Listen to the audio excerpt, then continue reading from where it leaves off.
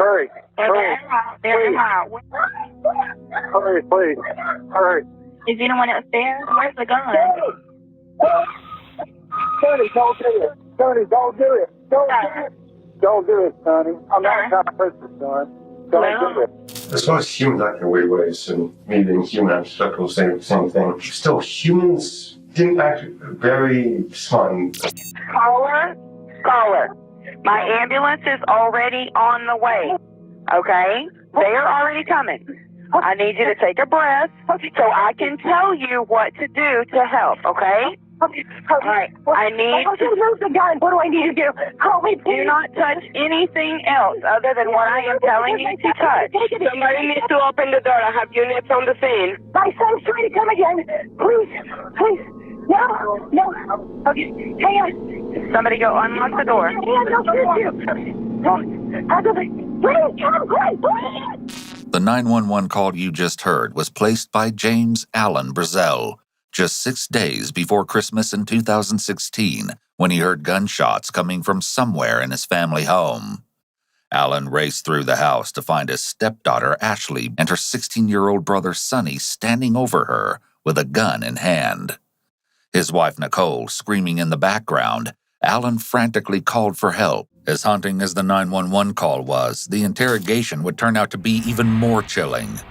16-year-old Sonny proves to be one of the most stoic and emotionless suspects we've ever seen. It's hard to reconcile how someone like Sonny, with an IQ of 155 to 160, described as highly to exceptionally intelligent, has landed in this seat. When police arrived on the scene, they found the festively decorated exterior of the house masking a horror scene inside. In an exclusive interview, Allen and Nicole Brazel recount what they can remember from that terrifying night. Later, we'll hear from Sonny himself. Ashley said she was going to go to bed. Sonny was going to go to bed. He's been awake too all day and at work. So everybody was kind of tired. Allen was already, I think, in the bedroom. I think he came and told everybody good night. I went straight into the room. I just hurt and put on my robe. And I think Ashley was going to go ahead and eat some soup that I had cooked. As soon as I go to sit down on the bed, the light's already off in the bedroom, I hear what I think is firecrackers. It's all my mind. Pop, pop, pop, firecrackers. Sonny being such a mild kid and Ashley they both were kind of like little professors, responsible kids. They got great grades in school. I know that I bought firecrackers for New Year's Eve. And I'm thinking, I cannot believe one of them let off firecrackers. Because I hear Ashley say, Sonny, very surprised, in shock. That's all I hear through the door. And then I hear firecrackers. So I throw back on my robe. Because I don't have clothes. I throw back on my robe. Allen jumps up. So I go outside. I mean, I am furious. Like, what? Who let off firecrackers in the house? What? I can't even believe they would do this. Either one. I don't even think either one would do it. I was closest to the door going out into the hallway. And whenever I heard it, pretty much immediately I knew what it was, because I am a country boy. I'm a country boy. I'm a hunter and I have guns and I've always had guns. So I immediately knew what it was, but I didn't put it that it was somebody from in the house, like Ashley or Sonny. I thought somebody had came in the house, like a break-in. So I immediately reached down and grabbed my handgun and started toward the door. And something told me, don't take your gun out there. And of course, you have these conversations with yourself really, really fast. Like, are you crazy? I'm not going out there, because I knew it was gunfire. And I'm like, I'm not going out there without some kind of protection, Heard it again pretty much, don't take your gun out there, put it down. So I put the gun down and I kind of tossed it on the bed and headed out the door. And when I got there, I immediately saw Sonny standing there and he had a gun in his hand. Of course, I didn't know where he got the gun because it was a Christmas present that I didn't know about. So I yelled at him. I said, Sonny, put the gun down. He was immediately obedient, as he always was. And he leaned down, he put the gun down, and I kind of grabbed him by his shirt and kind of scooted him or slung him over to the side up against the hallway there. And I said, you stand right here. I said, and do not move. He did. He just stood there. He didn't say anything, but he stood there. So we went to check on Ashley. That's when she went in. This is all in a matter of instant seconds. I'm like, Ashley, because I see I don't realize I'm still looking for like a firecracker damage. I know this sounds strange, but the mind, I'm still stuck on firecrackers. It was at this point that Sonny's stepfather rushed back to the bedroom to find his cell phone and call for help. That exact minute, I guess, Sonny bends down, picks up that gun again. It's on the ground. He's a little bit away from it. I have pulled Ashley from the couch, I'm a tall gal, but she was only about 5'5", lightweight, but I tried to pull her from the couch. And I realized Sonny's grabbed the gun. He runs to our bedroom. So I start screaming for Alan. Oh my God. Sonny, don't do it. Sonny, don't do it. Don't do it. Don't do it, Sonny. I'm not trying to hurt you, son. Don't do it. This man runs through the house and runs to the bedroom. Sonny, and he took off to the bedroom, and I turned around and I saw him go to the bedroom. I started toward the door. Sonny had ran around our bed to the furthest point away from the doorway. He was staring straight ahead at the door, but he was trying to change the clip in the gun, to change the magazine in the gun, because he had shot everything out of the first clip whenever he was in the living room. He's holding the gun. He's holding both of the magazines in his hand, and he's not looking down to see what he's doing. And, of course, he had never handled this gun before. So by the time I ran over there, he pushed the magazine into the gun, and he stuck the gun up to my chest from where I was at this point in time. I was up right in front of him, and I was fixing to grab a hold of him. And he was just kind of staring straight ahead, and he just started pulling the trigger. He had put the same magazine back in that he started with that was empty. If he had gotten the right magazine, I wouldn't be here today. I definitely wouldn't have made it. And so I snatched the gun and everything out of his hands, and I grabbed him and just kind of walked him into the living room and set him on the little love seat. And he was kind of looking over the living room where Nikki was still in there with Ashley on the floor. And he's still in dad mode. He says, sit right there and don't move, which is shocking to me because of the situation. And the most wicked, horrible, heart-trembling, terrorizing thing happened.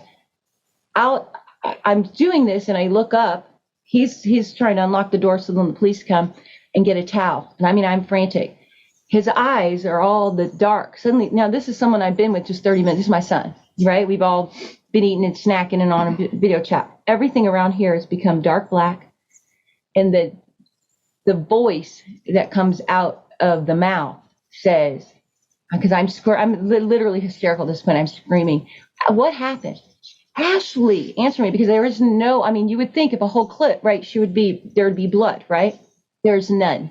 I'm screaming, Ashley, what happened? What happened? What happened? I hear the most darkest, deep voice say, she can't talk to you. She's dead. When police finally arrived to take control of the scene, they found bullets behind the couch and in the storage drawer beneath it. The gun was found in the master bedroom, where Sonny's stepfather had left it after taking it from him. Police were put in the peculiar predicament of having both a suspect and weapon already established before they arrived.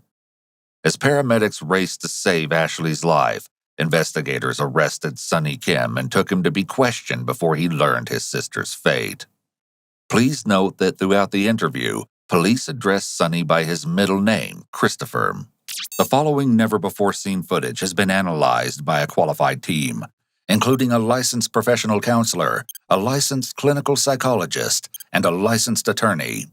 Sonny spends a good deal of his time waiting to speak with officers, conversing with himself.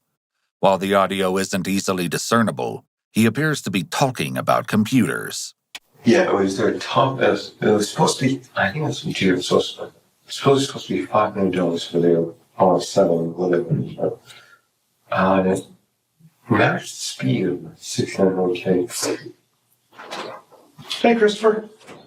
Hey, my name's Josh. Call me Josh. I'm an investigator with Columbia County. How you doing, man? Fine. Okay. In Georgia, a minor may be taken into custody during a lawful arrest.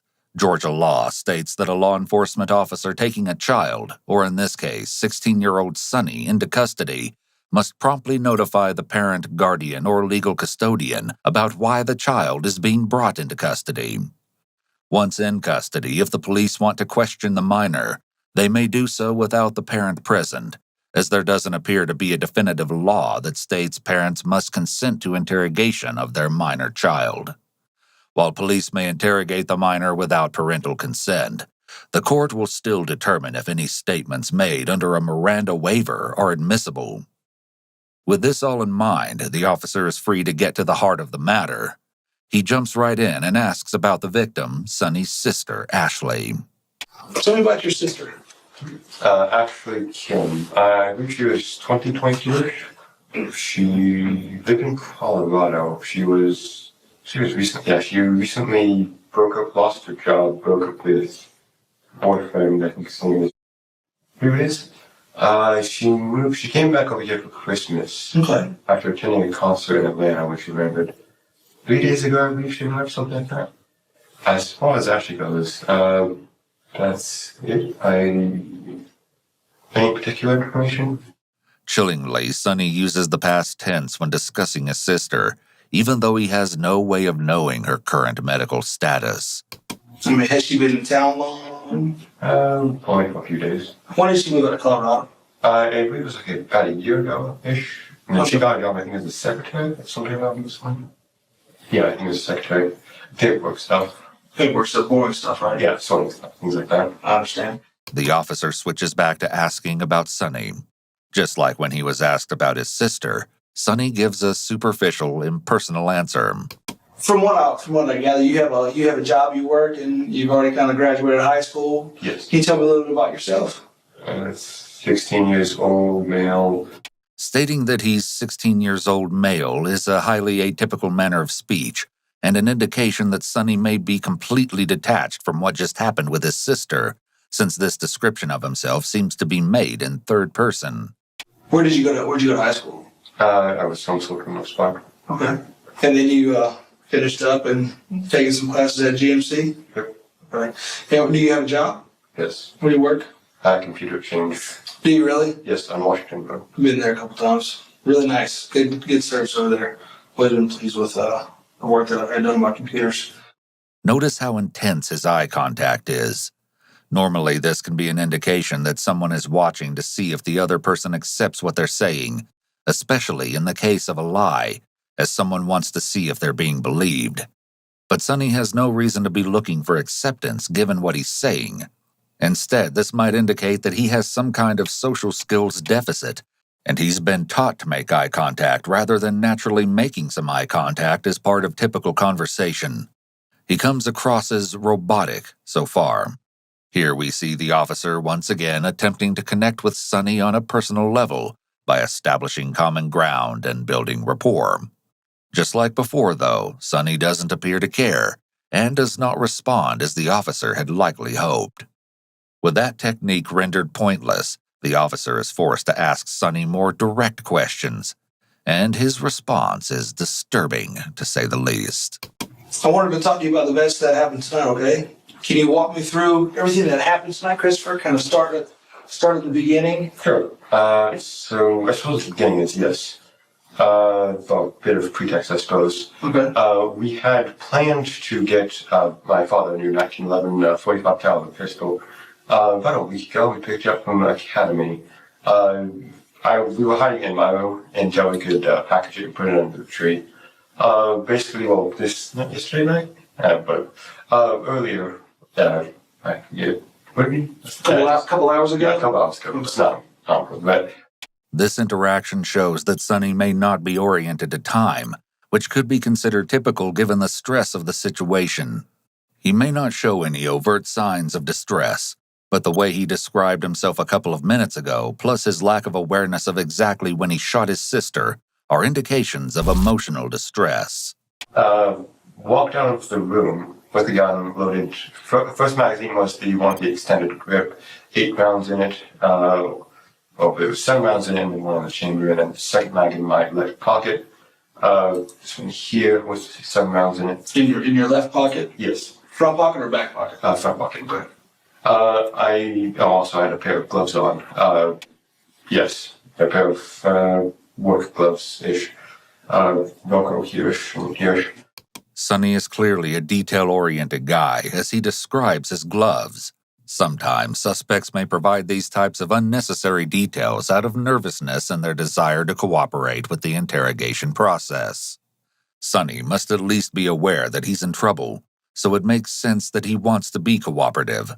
At the same time, his mention of being male and the other details he's provided thus far could also give us a clue as to his personality type.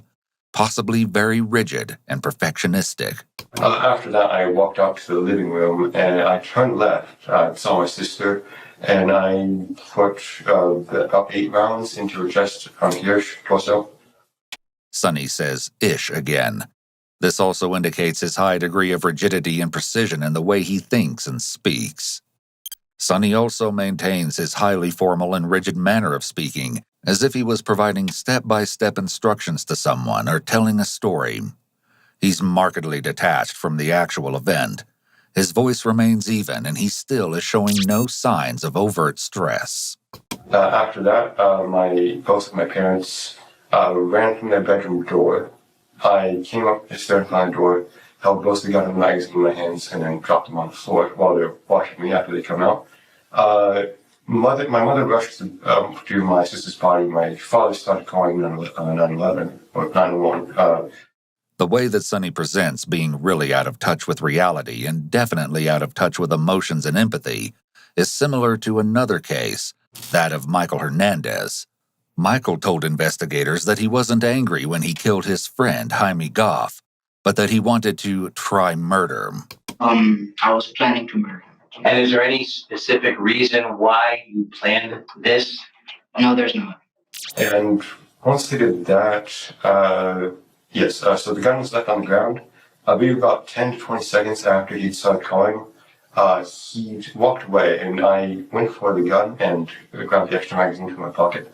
However, I'm not very skilled in firearms, so I didn't load the magazine correctly and wasn't able to chamber a round. Attempted to shoot my father once, and then I feigned putting the gun down and then tried to shoot him again.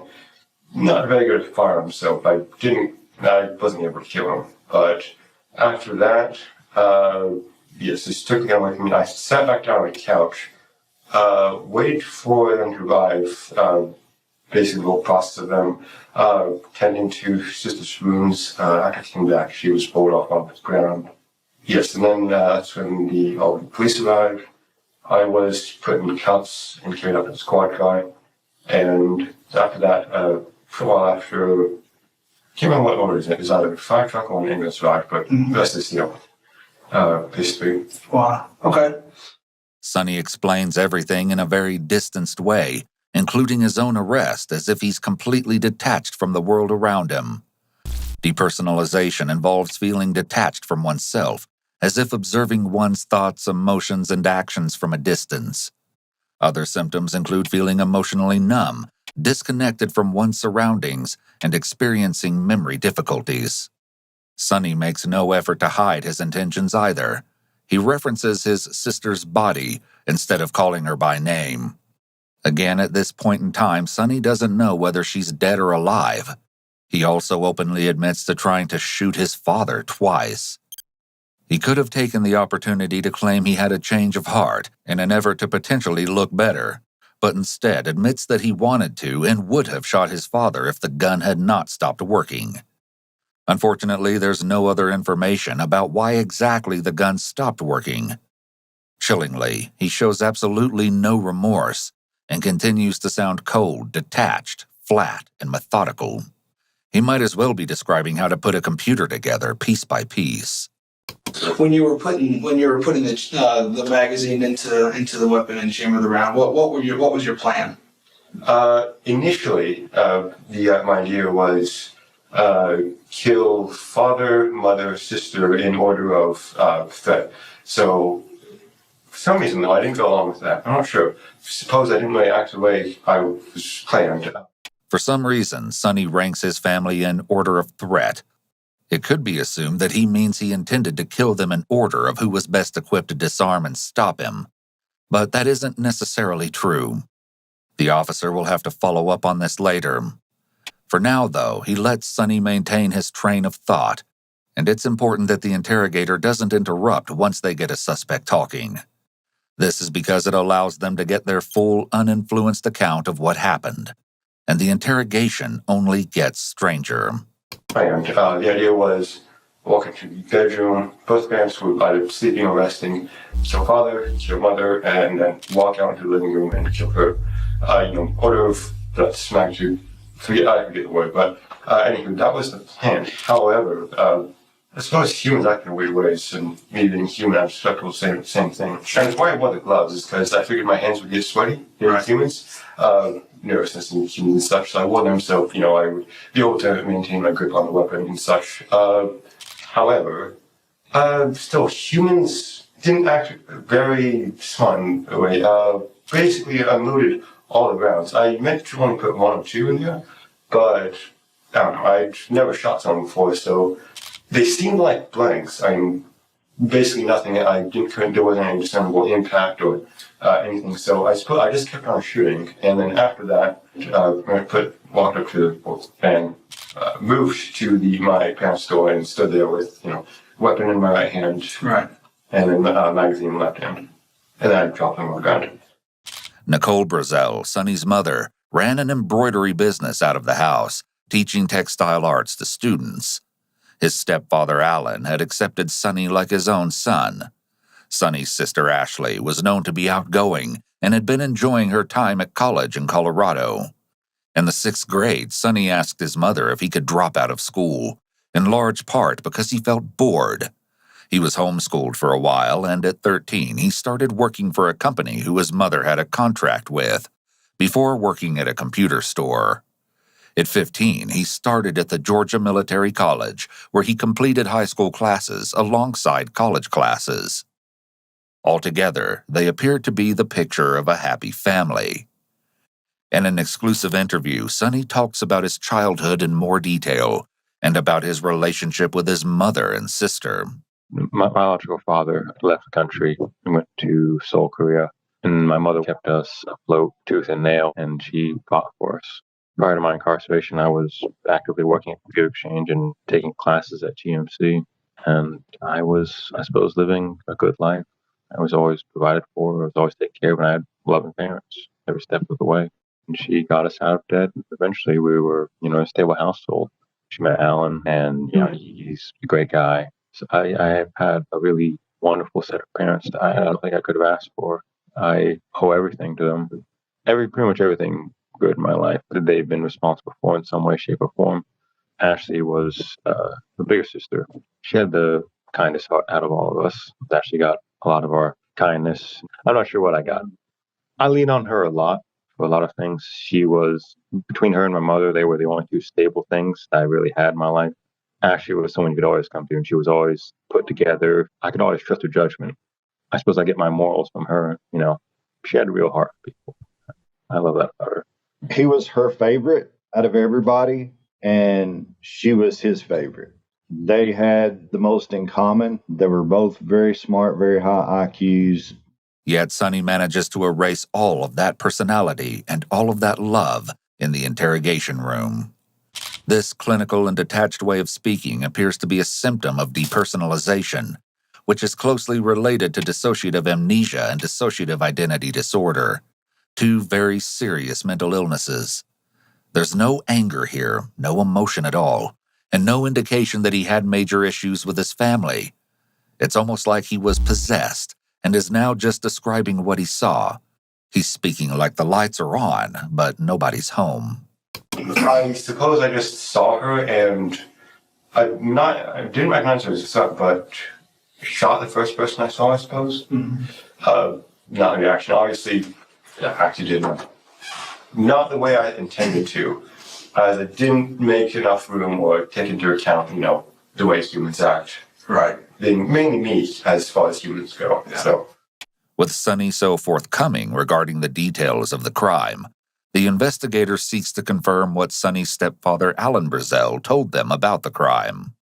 When your father went to chase after you in the bedroom, what bedroom was that? It was the largest bedroom. It's the master bedroom, the one where they sleep. Okay. So, it had a large king-size bed. And you told me that you had, at that point in time, he had dropped the weapon. And, yes. then you reached down and picked it up about 20 seconds later. It was about 2-3 feet, about a meter away from me. Right. So I ran from the couch, grabbed it, and then ran off. And then eventually take the magazine from my pocket. What were you trying to do when you ran away? My plan was to grab the weapon and load the magazine and shoot my father, and then shoot my mother. Okay. And your father ran after you and caught you in the bedroom. Yes. And you did not have a chance to load the magazine at that point in time, or what happened? I did load it, but I fumbled with it, and I did load it into the gun, not all the way though. Right. So I wasn't able to pull back the hammer all the way, so I'd slide back all the way. The second time after I feigned putting the gun down, after he told me, don't do it, etc. After I put it back, I tried to send the magazine back in with the back of my wrist about here, Right. And then pull the slide back out, but that didn't solve it either. So he ended up taking the firearm away from me and then walked back to the living room. Did you attempt to pull the trigger while he was coming at you? Yes. Okay. Both times. Both times. And both times it failed to fire. Is that Yes. right? Okay. And that's when your father caught up with you and took the weapon from you. Did you say anything to him after that, or what happened after he got the weapon from you? After that, I basically he ran back into the living room, put the gun down on the ground, across the living room, away from the couch where I was sitting, which was red. I believe my parents called it. It was a red couch, I knew. And he placed it on the other side and then helped my mother in attending to my sister's wounds. After he put the gun down on the ground, I did consider either running to my room where there was a loaded shotgun or running for the gun. However, I didn't act on either, so I figured my chances were low of getting either done, so I didn't think it was worth it. With Sonny's confession recorded in more than sufficient detail, we can now tackle the question of why Sonny decided to undertake such unprovoked violence. What were you thinking about? What made you want to kill your sister and your parents tonight? What's been going on? Well, it's been pretty good, actually. I've got a job, had classes, it's going pretty well. Nothing really is bad been happening to me. Nothing pretty good fun. Nothing bad, you just wanted to do it? Not even wanted, I just did. Okay. Let's back up. Excuse me, a few minutes ago we were talking about when you were loading putting the rounds in the magazine and then loading that magazine into your weapon. And you said that the initial plan was to go to your parents' room and then shoot them first, and then go into your living room where your sister was and then shoot her. Yes. What made you deviate from that plan? I don't know. When I first saw my sister, and the first thought, I suppose, was, I don't know, I was supposed to go to my parents' room and kill father and mother, but I saw my sister, and for some reason, I don't know why, I remember the magazine into her torso. Is there any reason why you want to kill everybody? I mean, did they hurt you? No. Have they made life miserable for you? Are they abusive to you physically? Not now. None whatsoever. There was no reason for it. It just None that I can think of. okay. In 2 words, Sonny provides what could be very important information. If he had been abused as a child, this may give some insight into his detached behavior, as ongoing physical abuse is often the accepted explanation behind pathological dissociative behavior or disorders. This could be in reference to Sonny's biological father, who was allegedly neglectful. But Sonny doesn't elaborate, so the officer tries honing in on a different part of the crime. What made you want to kill your mother and father? There wasn't really any motivation for it. Actually, one thing, never mind, I told you about trying to shoot my father and then failing and then trying again, never mind. But as far as motivation for killing my parents, none really existed.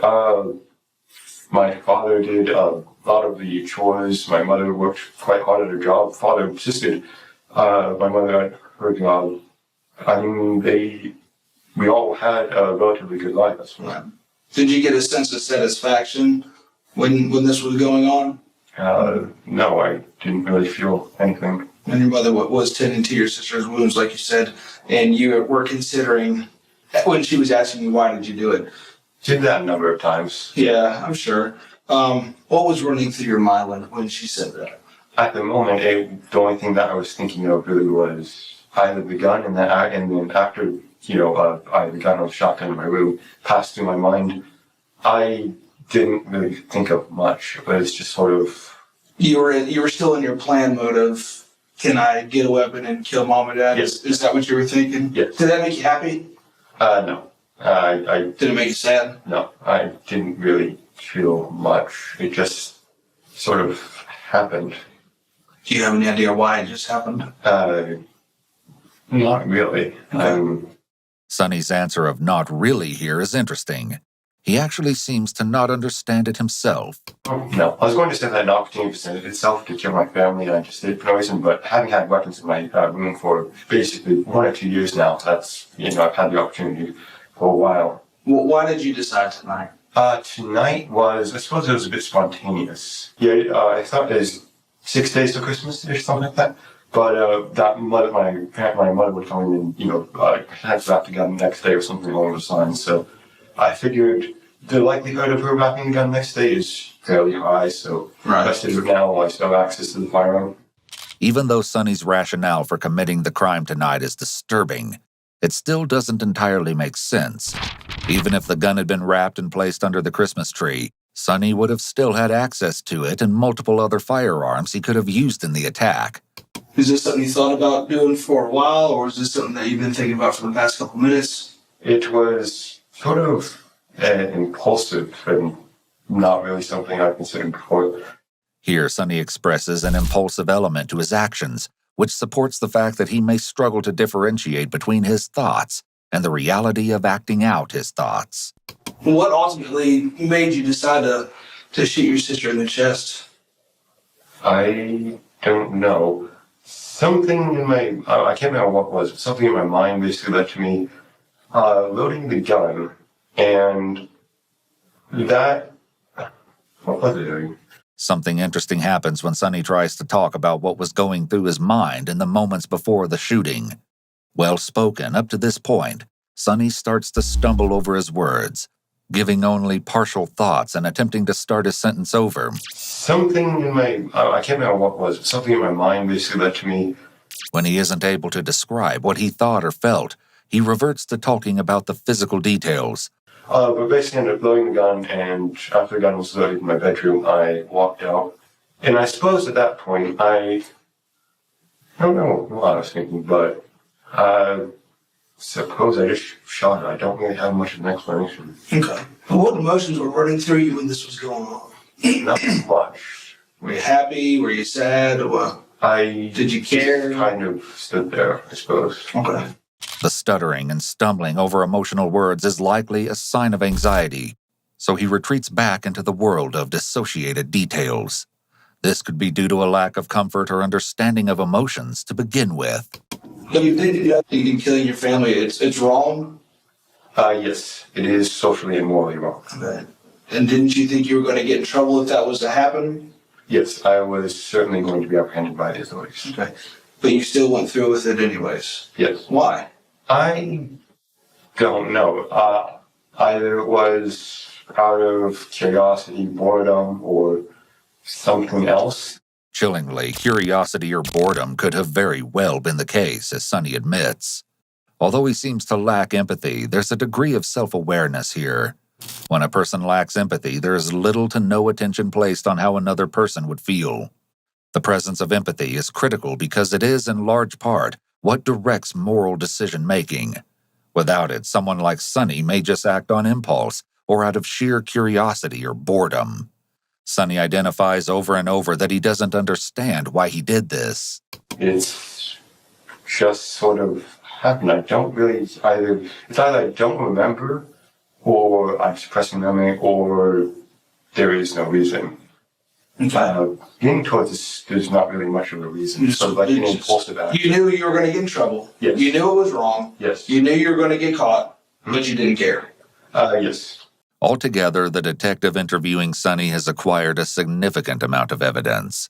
The only remaining missing puzzle piece is the motive.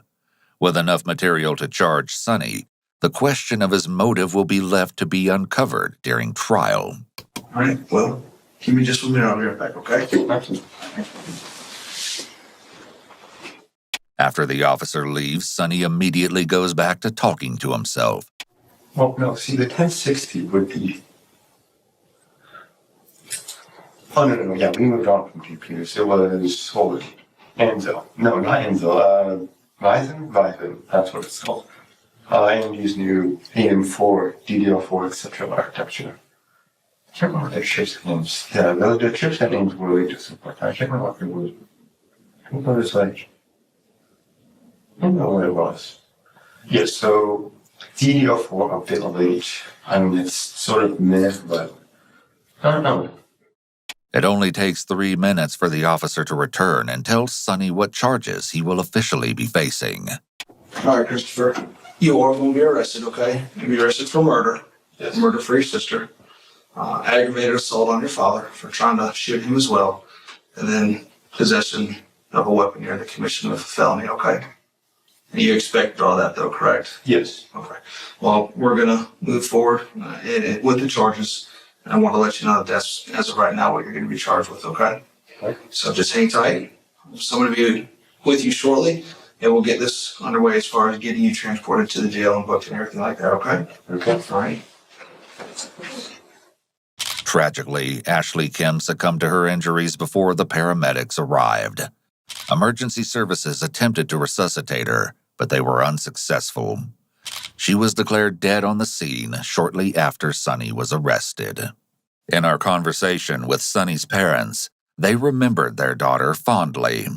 She was the pretty girl that was Nice. unmistakably not a mean girl. Yeah, she wasn't a mean girl. She had a good heart.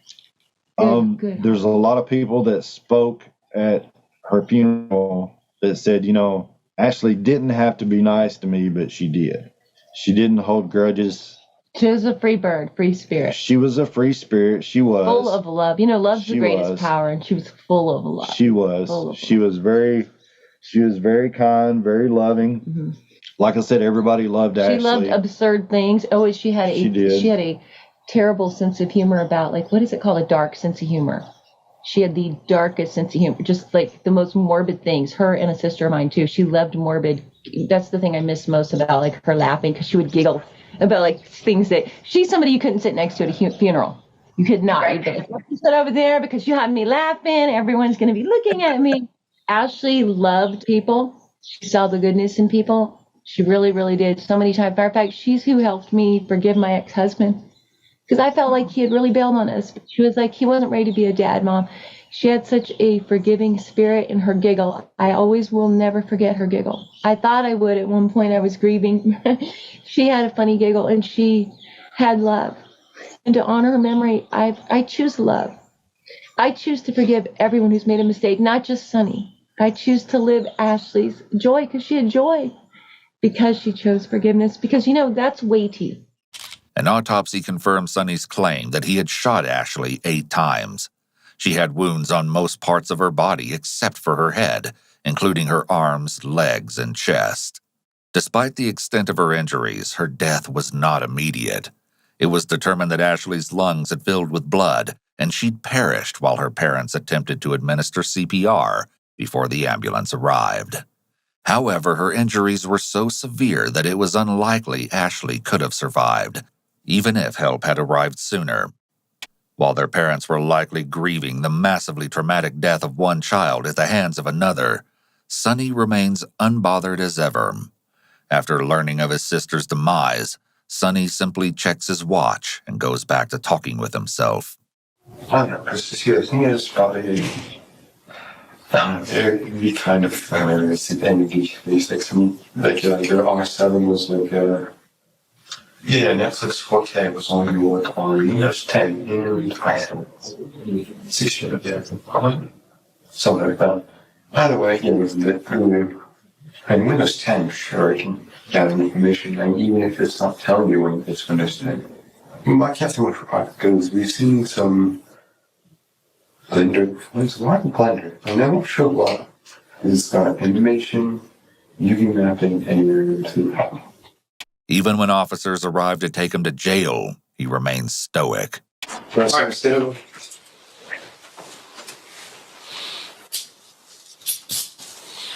You put it hand behind the back. That's a small wrist, huh? Christopher, this deputy that's right behind you, he's going to take you up to our jail, get your fingerprint processed, and get the get the jail paperwork started on your charges, okay? Wants to be in your stuff, all right?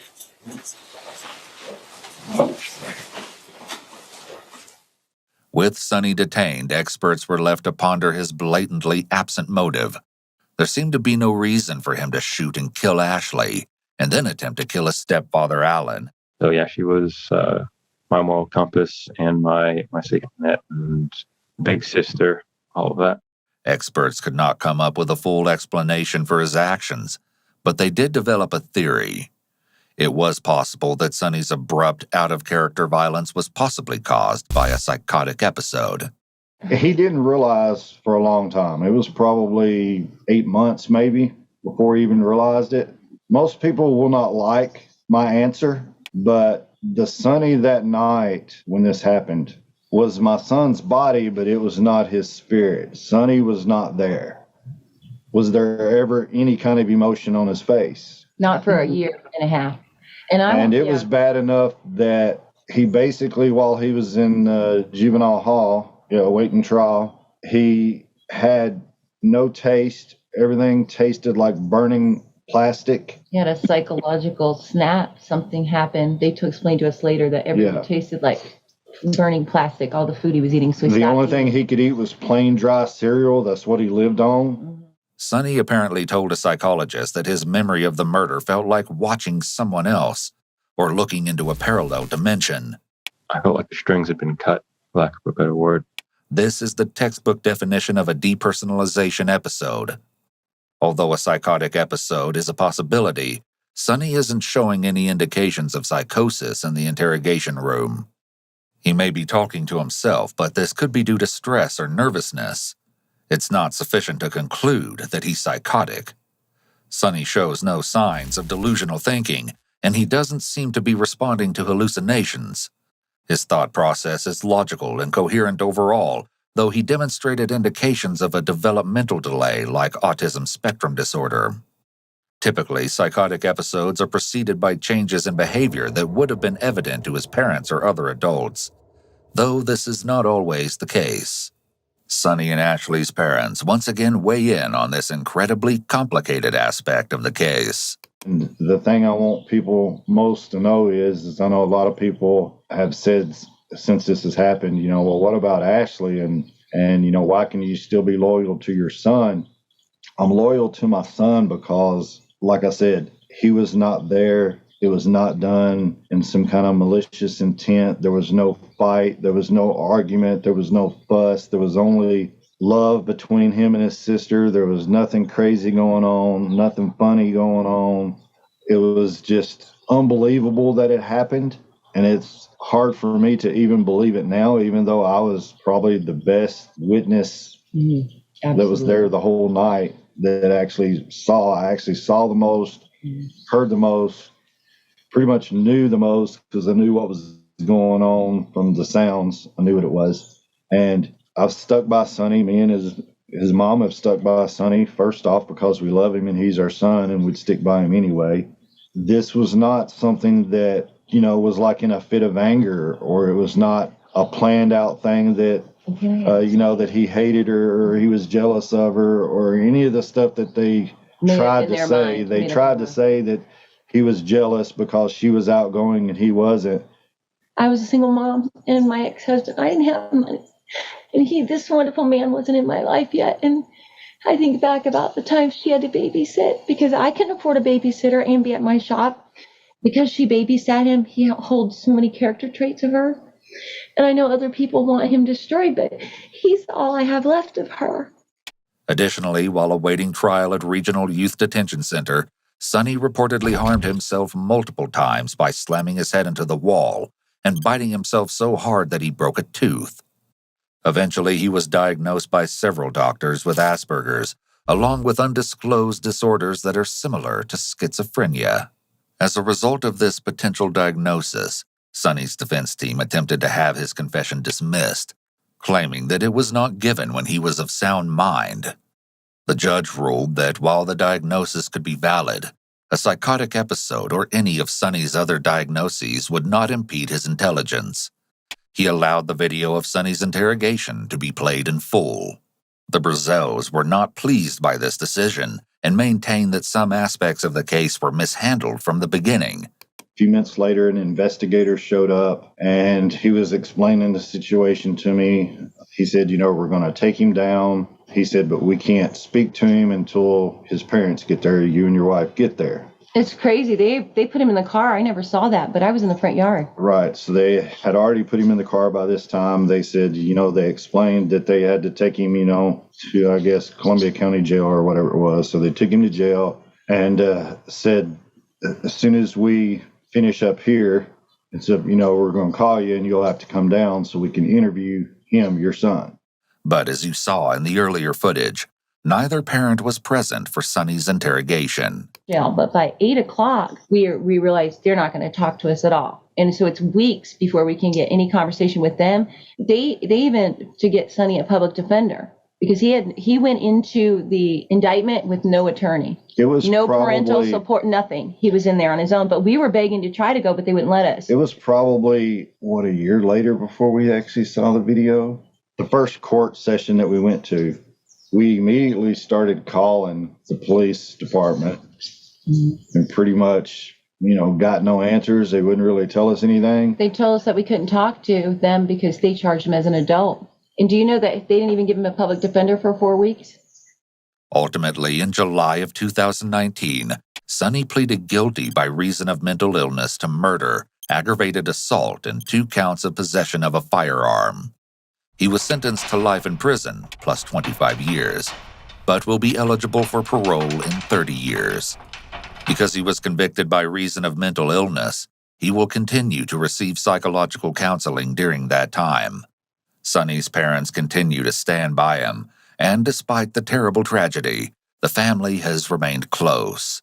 And he tells us all the time that he is very aware and very grateful that we're still his parents and that we love him and support him because he knows that there are a lot of people in there that lost all of their family ties and everything whenever whatever they did happened. He treasures it. He said, I want y'all to know, he said, you can't ever know, he said, how much that I appreciate it and everything. He said, that you're still my mom and dad. You still support me. You never threw me away. You never. He says he works so hard in there every day to be worthy of that. Right. In our exclusive interview, we asked Sonny if he remembered the day of his sister's death. I do, yes. It was terrifying for me. It's the strangest feeling, and it probably sounds ridiculous, I know it will, but when I walked into my room, the second I walked through my door frame, there was a shift. There's something different. I couldn't really think. My body was moving, but I wasn't able to think. We asked how long it took for him to start processing what happened. I think I'm still struggling with it to this day, but I suppose for the vast majority of it, I didn't speak for those first 3 or 4 months when I was at the juvenile detention center. I still don't really know what to think. There's these times when I've broken down about it, but my brain's won't let me process it. Every time I try and think about it, I still haven't fully processed what's happened. I know empirically what's happened, but to this day, I don't understand why it happened. With this response in mind, we asked Sonny if he worried that a similar incident could happen again if he was released. Yes, absolutely. Okay. It's always there. I was kind of eager to accept a plea deal. Already kind of consoled myself with the thought that I'll be spending the rest of my life in prison, and I'm okay with that. And I don't really know if I want to be around my loved ones, knowing that something like this could happen. On a lighter topic, we asked Sonny to tell us a bit about his life now and what his days look like. We normally eat breakfast at about 7 o'clock in the morning. And for me, that's when I wake up. My activities used to be different. I used to teach a math class, but nowadays mostly I just have self-studies, write a few stories. I like to read. I used to be really active, going to the library. I've lost a lot of that energy now, and most of my days are just spent idling, I suppose.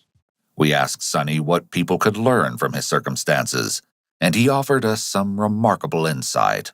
If you do have a family member, a friend, son, daughter, child, whatever that is, experiencing symptoms of disassociation, Like if they're too withdrawn from their environment or their surroundings, important that they be associated with something in the world. It's important not that people get too far gone. Our final question was about Ashley and what Sonny would like all of us to know about her. She was one of those rare people in the world that cared out of her heart, and she didn't do things out of some desire for potential gain or benefit. She cared for everyone, regardless of whether or not she knew them.